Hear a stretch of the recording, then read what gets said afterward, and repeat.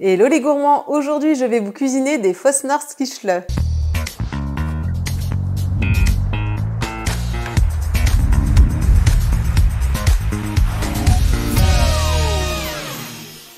Rassurez-vous, ces beignets alsaciens de carnaval sont beaucoup plus faciles à réaliser qu'à prononcer.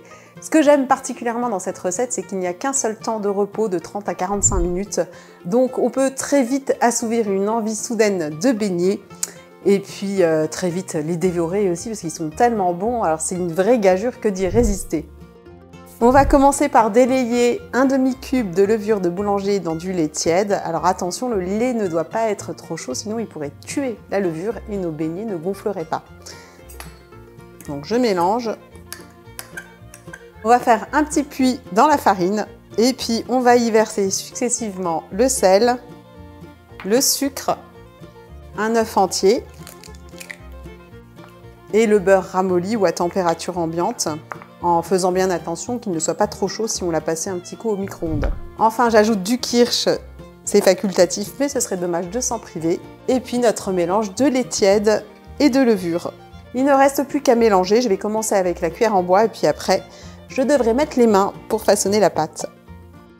Alors quand la pâte commence à bien s'amalgamer, je vais pouvoir la sortir du saladier pour mieux la travailler. Le but de l'opération, c'est que la pâte ne colle plus. Une fois que notre pâte est bien homogène, on va pouvoir l'étaler et l'emporte-piécer. Je vais l'étaler sur environ un demi-centimètre de hauteur. Et puis là, j'ai préparé un emporte-pièce rond de 6 cm ou 7 cm de diamètre, plutôt celui-ci. Et donc ça, au choix. On peut aussi utiliser un verre, ça marche très bien.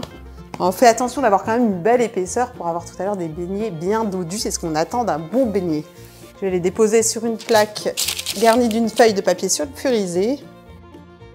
On va laisser tranquillement reposer nos beignets, idéalement près d'une source de chaleur. Donc si vous n'avez pas de four avec une fonction basse température, vous pouvez les poser près d'un radiateur. L'idée c'est qu'ils doublent de volume.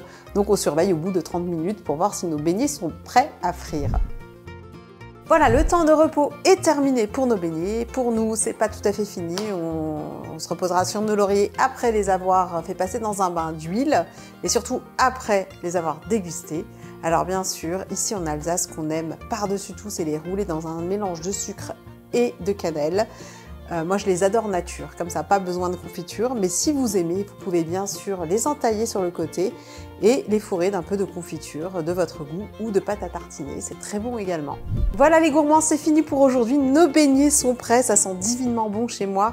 Et je suis sûre qu'ils ne vont pas durer très longtemps parce que j'ai une petite bande de gourmands qui attendent derrière que la caméra s'éteigne pour pouvoir se jeter dessus.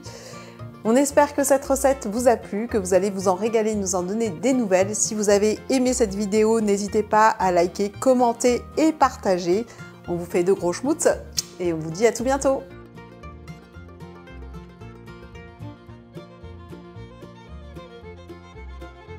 Un demi-cube de levure de boulanger dans ce mélange de lait tiède. Je vais quand même recommencer parce que c'était un peu long. Un four qui a une fonction, comment on appelle cette fonction déjà, beignet qui chauffe. Non, ça les beignets. Ah, voilà.